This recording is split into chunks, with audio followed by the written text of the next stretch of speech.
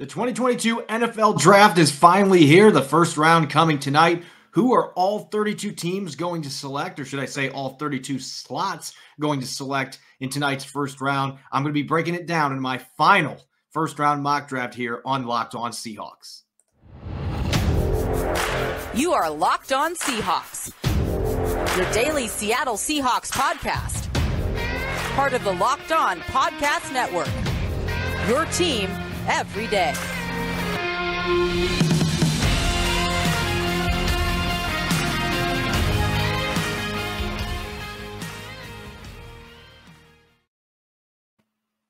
Greetings, 12. This is Corbin Smith, your host for Locked On Seahawks. Happy draft day. We are finally to the 2022 NFL Draft. Thanks, as always, for making Locked On Seahawks your first listen 5 days a week. Pretty simple episode today. We're finally to the first round, 32 picks. You've got 8 teams that aren't in the first round. You've got a bunch of teams with multiple first-round picks. We've seen a bunch of trades as well. So how is this going to unfold tonight? I will be happy if I get 7 or 8 of these 32 selections correct. That would still be a pretty high percentage, especially for a draft class like this that doesn't have a quarterback class that's getting a lot of raving reviews, has a lot of depth with edge rushers, tackles, corners, linebackers. Overall, it's a pretty deep draft away from the quarterback position. So who knows how this is going to play out. Nonetheless, I'm going to be going through all 32 picks. I will swing a few trades, not going to be trading every other pick. I anticipate there's a chance that we could see 9, 10 trades in the first round tonight. Probably not going to be pulling that many on today's simulation because those are the toughest to project. Nonetheless, really excited about this, a chance to look at all 32 picks and, of course, how that impacts the Seahawks, who have the number 9 selection that they received from the Broncos in the Russell Wilson trade. So without further ado, let's get to it. The Jacksonville Jaguars are on the clock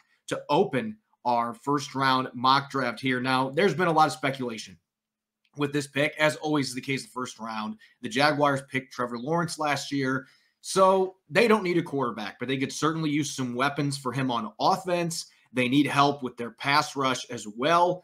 Offensive line, maybe they could go with the tackle this spot too. They did just extend Cam Robinson. So I think this is really between Aiden Hutchinson from Michigan, who's the safer pick, and Trayvon Walker from Georgia, who didn't have a ton of pass rushing production for the Bulldogs, but has incredible physical tools and may have a higher ceiling than Aiden Hutchinson. And so it really boils down to, do you want the safe pick or do you want the player that maybe has the potential to end up blowing up in the NFL like Trayvon Walker?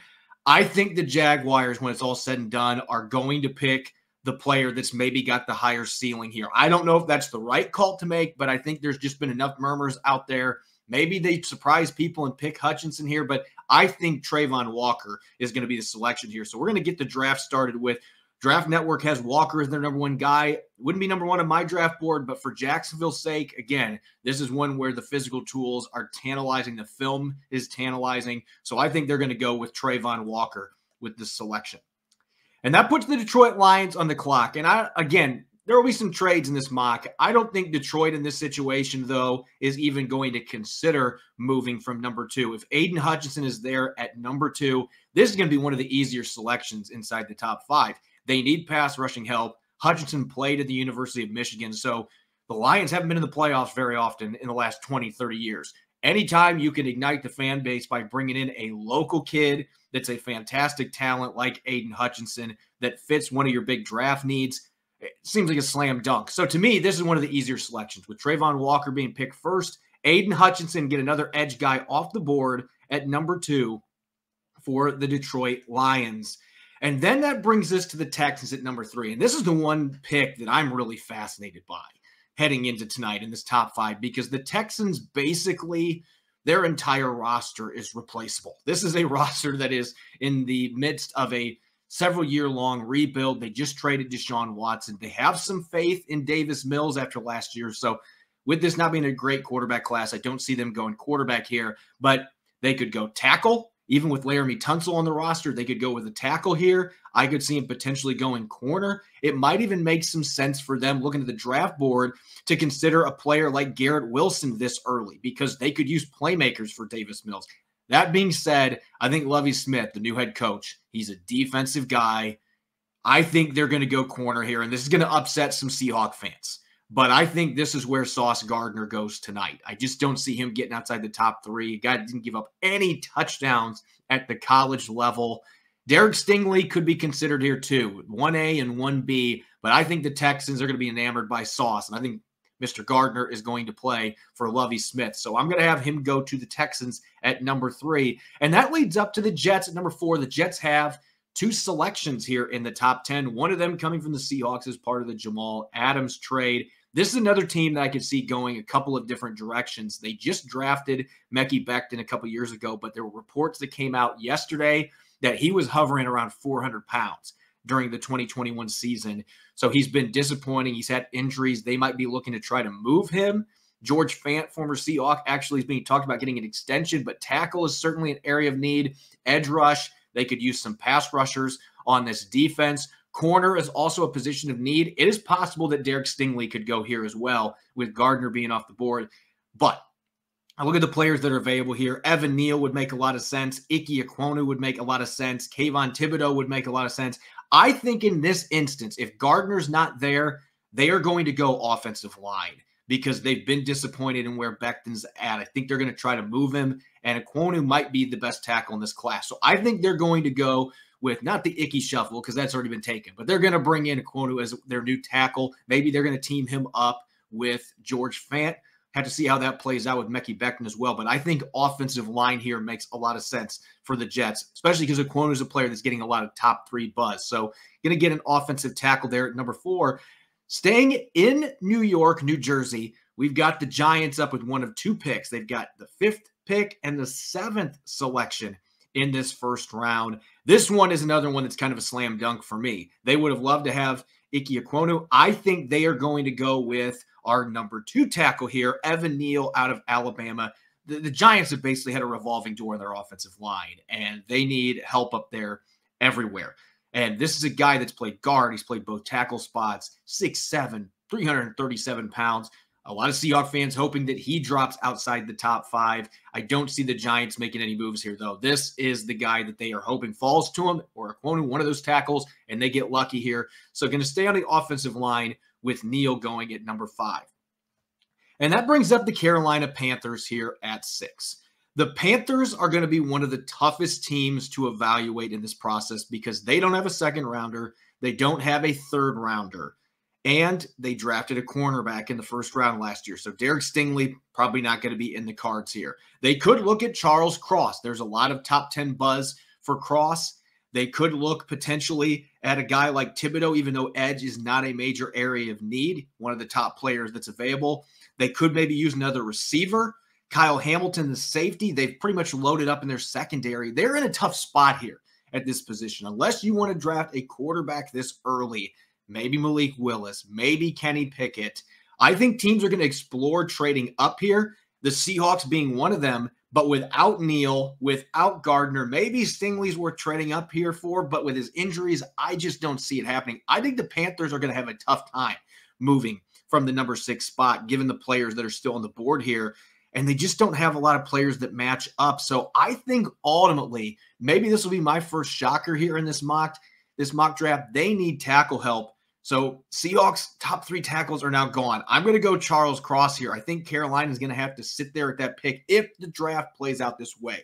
If one of the other players that was picked earlier falls, Carolina could be in good position to get one of those guys, or they could be in a position where a team wants to trade up. I think they're going to have a tough time selling number 6, though, with this quarterback class and the players that were already picked.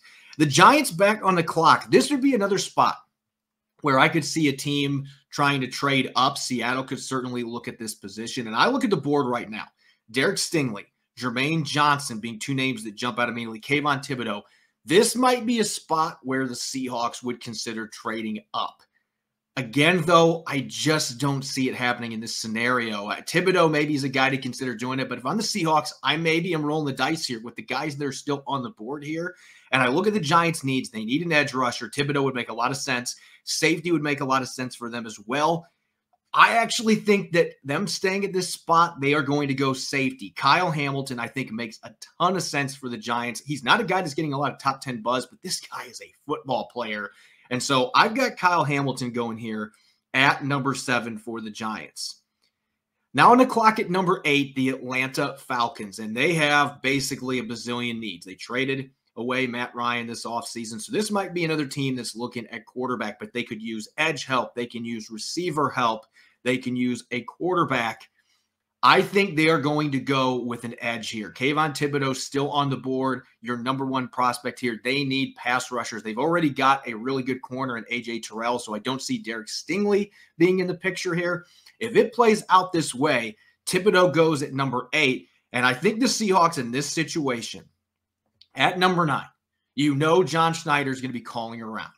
He's going to be looking for teams to trade up. Maybe somebody like the New Orleans Saints will want to trade up here. But if you have a chance to pick Derek Stingley at number 9, I think if you trade down, you're not getting him. You could still get Jermaine Johnson here at this pick as well. That could make some sense. You've got Jordan Davis, a player that they like. I think it could make sense. So I actually am going to swing a trade here, but it's not going to be with the Saints though. I'm actually going to make a deal with a team that could use one of these players. I'm going to swing a trade with the Houston Texans, see if they're interested with number 13. And I think in this instance, if you're looking at value from Seattle's perspective, a second is going to be too rich. But I think you can get potentially number 68 back here. They're not interested. So that's something we have to consider. The simulator is not always going to be interested in these trades. So if you can't get a team to deal, and I don't want to move down all the way to 15, if you can't get a team that's interested in this case, then I think you got to make this selection here. Really like the edge rusher, Jermaine Johnson, but Derek Stingley, I think you got to go with the generational cornerback here at pick number 9. So the Seahawks picked Stingley. Now the Jets back on the clock. Earlier picked their tackle. Now they can get their edge. This is where I think Jermaine Johnson goes. This is a pretty quick one for me with that selection. So rounding out our first 10 picks, the Jaguars get Trayvon Walker. Lions get Aiden Hutchinson. Ahmad Gardner going to the Texans. Ekwonu to the Jets.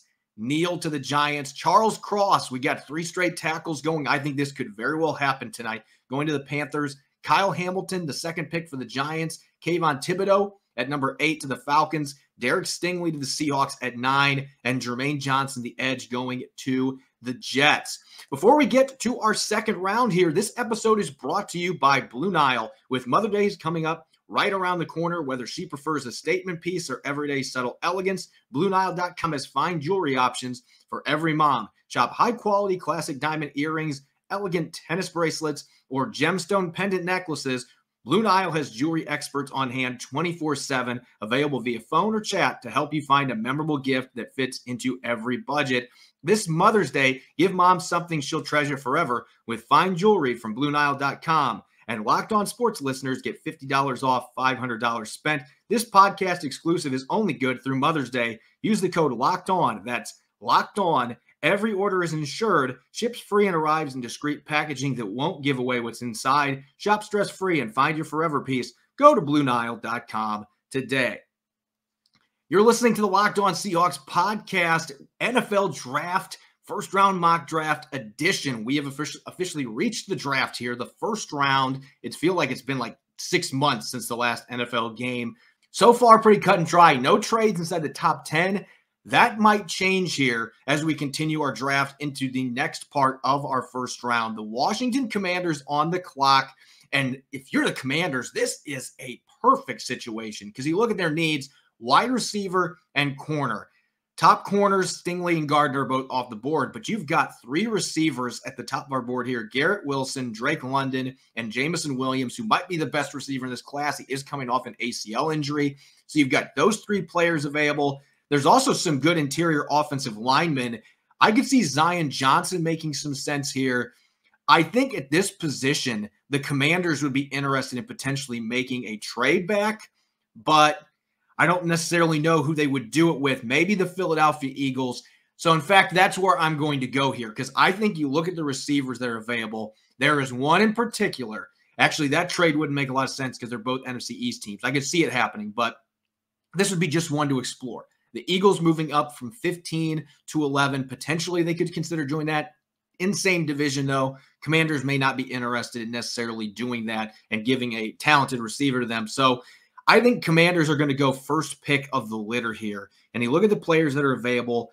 They already have one of the better receivers in football in Terry McLaurin. I think a running mate for him that would make a lot of sense, maybe a little bigger bodied receiver. I actually, at this pick, I'm torn because you've got Garrett Wilson, who's got decent size, not a big receiver at 6 foot, 183. You've got Drake London at 6'4", 219.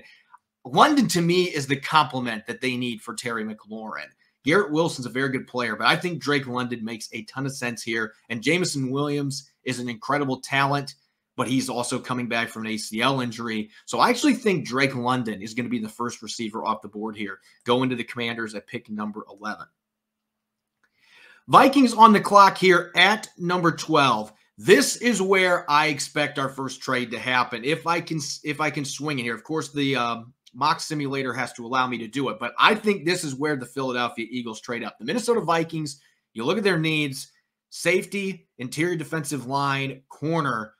You look at the players that are up at the top here. There's a few players that could make some sense, but they are not in a position where they need a receiver. You got a couple really good guys here. I think this is where the Philadelphia Eagles are going to strike, and they're going to move up. So we've got the Vikings and the Eagles, and this is how I see this trade playing out. They're not in the same division, so this one actually makes sense. The Eagles here, maybe they throw a third rounder. I think that's about the right price when you're moving down 4 spots. Maybe tack on a 5th on top of it. If I'm the Vikings, I'm trying to get 2 extra picks if they're going to get a third. I think this is how the deal would shake out. The Eagles move up from their pick number 15. And they're going to pick Jameson Williams. I think they can't pass up the opportunity. You put Jameson Williams there with Smith, who they drafted last year, 2 Alabama receivers. You put them right back together with Jalen Hurts. This is a team that's been looking for receivers. They've drafted in the first round each of the last 15 years, it feels like. And I think they're going to do it again with Jameson Williams here, a guy that may be ready fairly early in the season to play. He's made pretty good progress. Now the Texans on the clock. They need edge. They need offensive tackle, safety, receiver. Basically, they need everything at this point. I think this becomes a best player available type situation. Maybe Garrett Wilson makes sense to him here. Zion Johnson. There's a couple of quarterbacks that are here.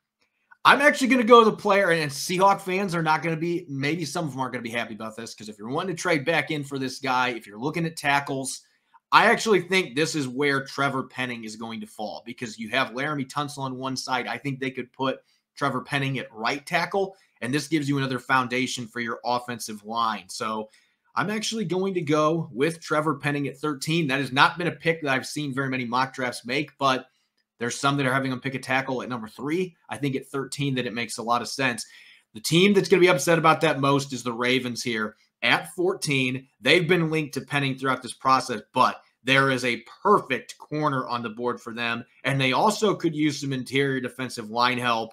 I think that they're going for the big 350-pounder here. This, to me, screams Jordan Davis to the Baltimore Ravens. This would be a really fun pick in the middle of that defense, adding him to the black and blue division there that is the AFC North. So Jordan Davis is now gone at 14. Now the Vikings back on the clock. This has played out perfectly for Minnesota because corner is where I was going to go at number 12. They added a 3, added a 5, and now they get their pick.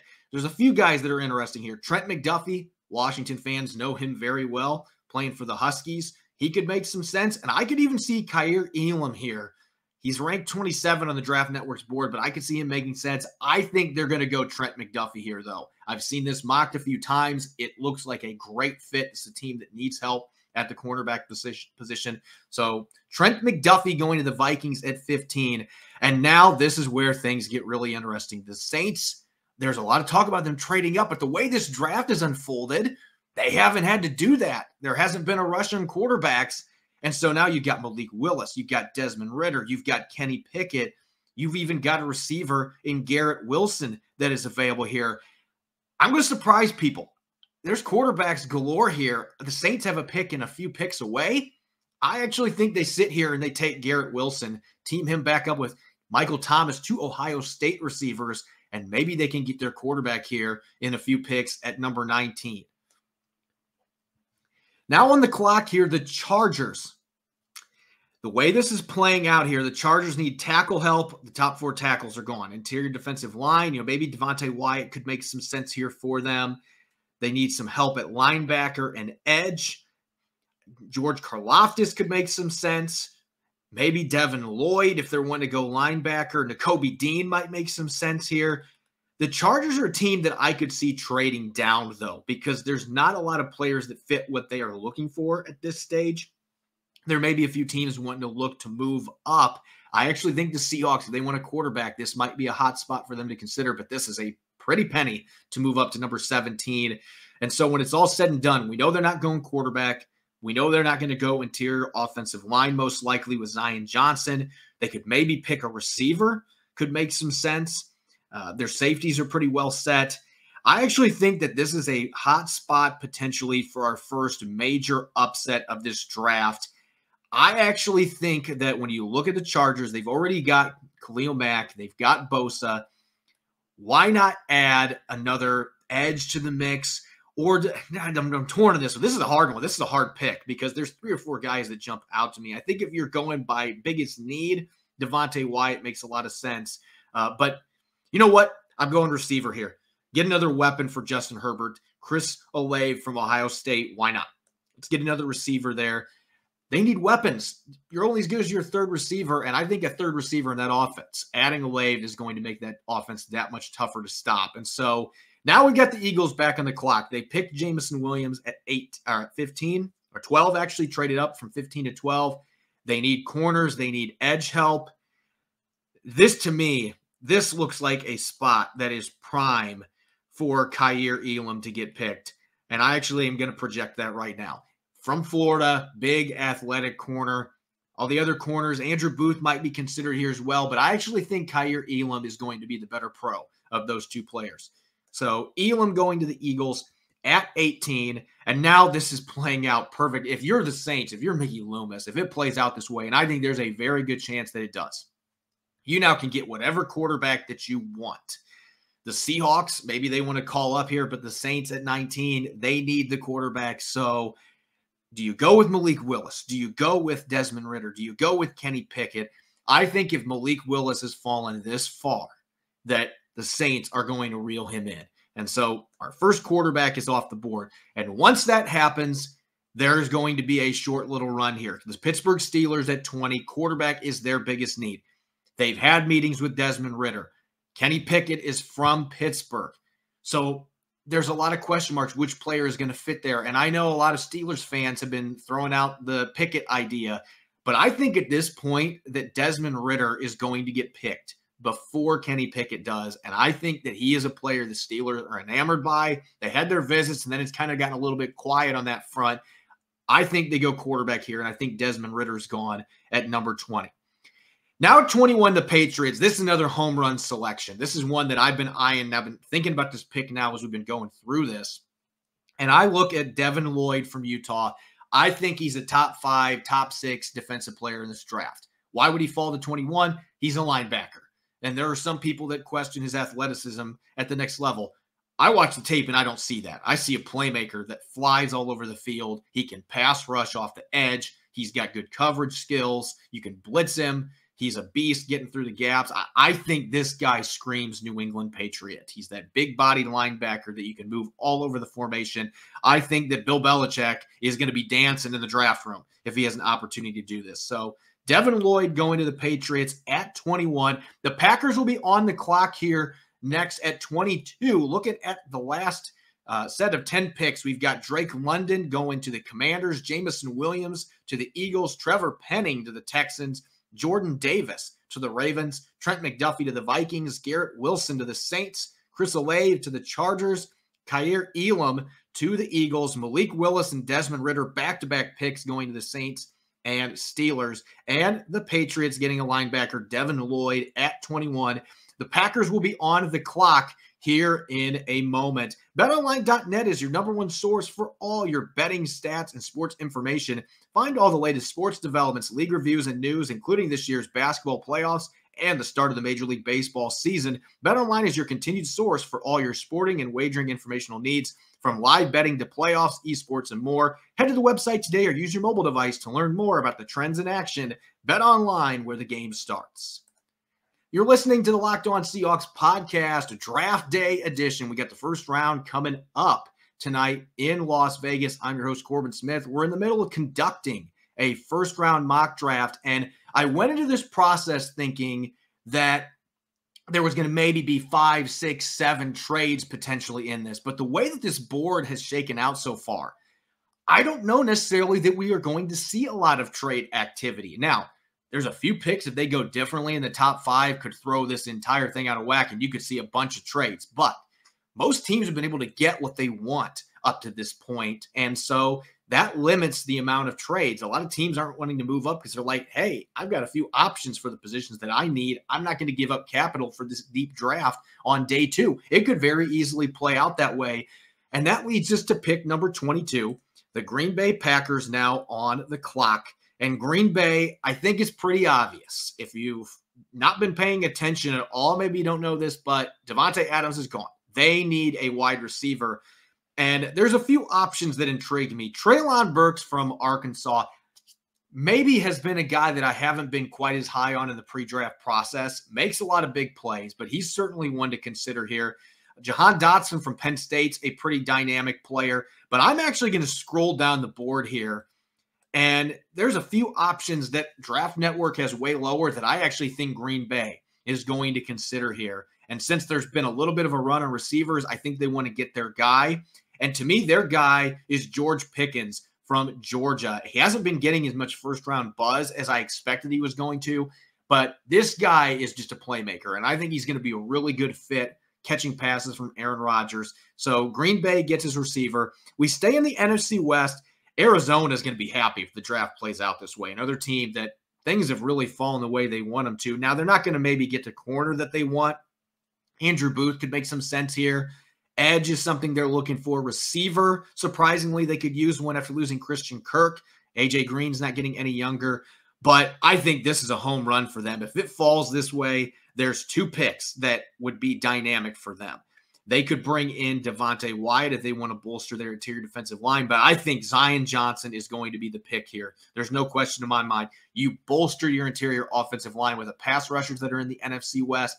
To me, this is a home run pick for the Cardinals at 23.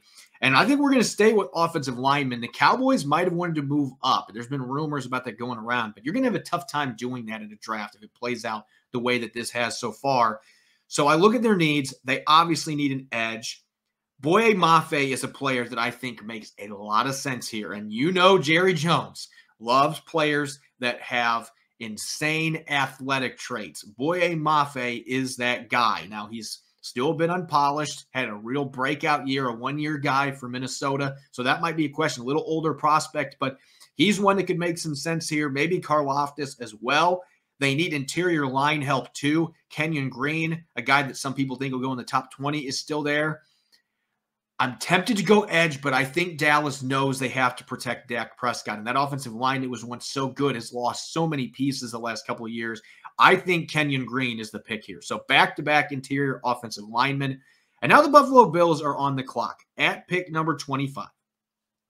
You look at what's still available on the board. Devontae Wyatt. You've still got Kenny Pickett, the quarterback. Hasn't been picked. You know that Buffalo's not going there with Josh Allen.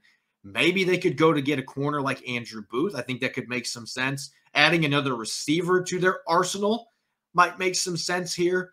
Running back, I don't see him going at number 25. I don't see a running back in this class that screams first-round pick. I just don't see it.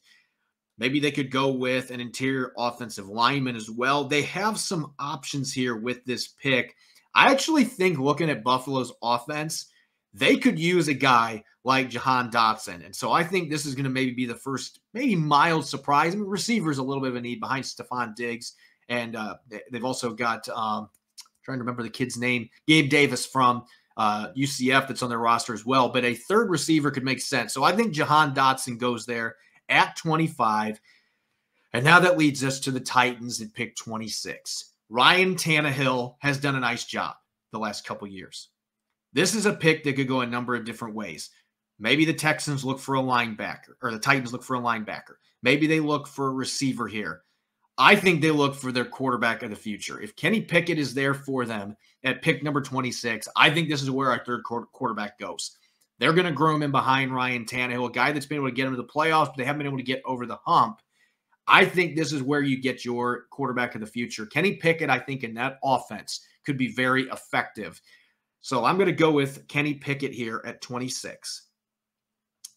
And now on the clock, we've got the Buccaneers. This is going to be a team that I expect there will be some trades, potentially teams wanting to move up. You look at the players that are still available. You got some corners. You got some receivers. You got some edge guys. Still got a couple quarterbacks on the board. Tampa Bay just picked one a few years ago in the second round. Tom Brady's not getting any younger.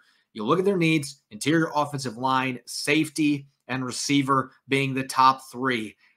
I actually look at the way the board is shaken out here. Tyler Linderbaum would make way too much sense for the Buccaneers. They have an old center that they just re-signed in Jensen. I don't know how much longer he's going to play. That could be a future forward type move.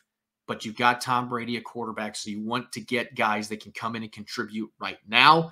So I think they're going to go safety. Lewis Cine, the safety from Georgia, is going to be the pick here at 27. And now that brings us to 28. Looking at the board here, who's available?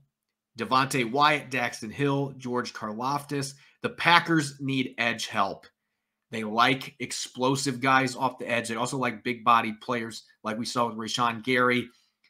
I think they're going to go for the athletic pass rusher here at 28. Boye Mafe, if he's available here, maybe could get picked, one of those teams ahead, but if he's available, I think they are going to go with an edge player at 28. So Boye Mafe, staying in a cold weather place, going from Minnesota to Green Bay with the Packers. And we've got back-to-back picks here for the Kansas City Chiefs. Kansas City is a team that I think will be looking to trade up. The way this draft has fallen, though, probably not going to happen. You look at the players that are available, not a lot of receivers on the board. Treylon Burks could make some sense here. If they're wanting to replace Tyreek Hill, though, I think Skye Moore from Western Michigan is a player that has some first-round upside. They just had a receiver there picked by the Seahawks last year in D. Eskridge. Skye Moore, a lot of people are saying, is a better talent coming into the league, and he's got explosive playmaking ability. That would be an ideal player to replace Tyreek Hill. So I think Skye Moore, maybe one of your big upset picks. Not a lot of first-round selections, mock draft-wise. Him going to the Chiefs at 29. We look at how the board has shooken out here, has transpired to this point. The Chiefs at 30, I expect are going to be open for business moving down. Their needs, they need a corner. They could certainly use an edge. Maybe Karlaftis makes some sense here. They could use a safety. Daxton Hill is still on the board. I think that this is a team that the Seahawks will be calling, potentially to look at getting a quarterback because that fifth-year option is so important. But for the sake of this mock, with the way that things have unfolded, I just don't see a lot of activity happening here. And if Kansas City can get a safety like Daxton Hill at this pick, I mean, they can double up. So I think that's what's going to happen in this mock. Daxton Hill goes at number 30. They get Skye Moore and Daxton Hill. You just addressed two of your big needs for the Chiefs, and you got guys that can come in and contribute for you on day one. And that's all you can ask for when you're in the middle of a championship window like the Chiefs are. And that brings up the Cincinnati Bengals. And I think at this point, this might be the toughest pick that I've had in this mock draft at pick number 31. They could use some help at corner. Andrew Booth is a big-time talent. There are some questions about durability, though. I think the Bengals will consider him there. They need help protecting Joe Burrow. Tyler Linderbaum makes some sense here as well. But those are the two big needs that they have on their roster as far as I'm concerned. Safety might be an area they look at, but we've seen two go off the board. Looking at further down the map, maybe a guy like Kyler Gordon from Washington could make some sense. Jaquan Brisker from Penn State, if they want to go safety. I think if Andrew Booth is on the board at this point, though, as much as they would like to upgrade their pass protection, I think getting another really good corner in that division against some of the receiving talent that they're going to face, some of the quarterbacks they're going to face, and some of the quarterbacks that are in that conference, you need good corners. And so I think Andrew Booth goes to the Bengals at 31 here. And to wrap up the draft, our first round here in 32, the Lions have a number of options here. they could go safety. They can go quarterback. This might be where Sam Howell ends up falling or Matt Corral ends up falling. If a team wants to trade up, maybe the Lions would consider that here, but this is a team that needs talent. They need to add pieces, and there's some good players that are available still on the board. I actually think that this would be a prime spot to potentially put a big-bodied receiver or even an edge, another guy that can come off the edge that's got speed and get up to the quarterback, maybe Jaquan Brisker here as well. I think there's a lot of different directions that they could go here. I'm going to go, though, looking towards the future here, whoever your quarterback is going to be, I think at this point they need a big-bodied receiver that can be a complement. Last year, they got a pretty solid receiver in the 4th round, and in St. Brown that gave the Seahawks problems. Get a big-bodied guy to go with your quarterback. They still got some options to pick one on day 2. They got a pick coming up. So I think they go Treylon Burks here at 32. So looking at my entire draft, only had one trade, and some of you might be thinking there's going to be a lot more than that. But the way this played out, the way that this draft ended up playing out over the entire first round, this ended up being pretty cookie cutter. I mean, teams were able to get the players they wanted for the most part. The only trade that really made sense was the Eagles moving up. The Vikings could still keep who they wanted. The Eagles were able to get the receiver they wanted. But here's the entire draft. Trayvon Walker to the Jaguars, Aiden Hutchinson to the Lions, Ahmad Gardner to the Texans, Ekwonu to the Jets, Evan Neal to the Giants, Charles Cross, 3 straight tackles, Cross going to the Panthers, Hamilton to the Giants, Kayvon Thibodeau to the Atlanta Falcons. The Seahawks upgrade their secondary with Derek Stingley at pick 9, Jermaine Johnson to the Jets at pick 10, Drake London, the receiver, to the Washington Commanders, Jameson Williams going to the Eagles after they trade up 3 spots to the Vikings, Trevor Penning upgrading the offensive line for the Texans, big body Jordan Davis going to the Ravens, Trent McDuffie to the Vikings upgrading their secondary. The Saints get Garrett Wilson, receiver from Ohio State, another receiver from Ohio State going literally the next pick. The Chargers going with Chris Olave. The Philadelphia Eagles with Kyer Elam, their corner from Florida. So they upgrade receiver and corner in the first round. The Saints get their quarterback in the future with Malik Willis. The Steelers do the same with Desmond Ridder at pick 20. Devin Lloyd, linebacker, goes to the Patriots. George Pickens, the receiver from Georgia, goes to Green Bay. Zion Johnson to the Cardinals to upgrade the middle of their line.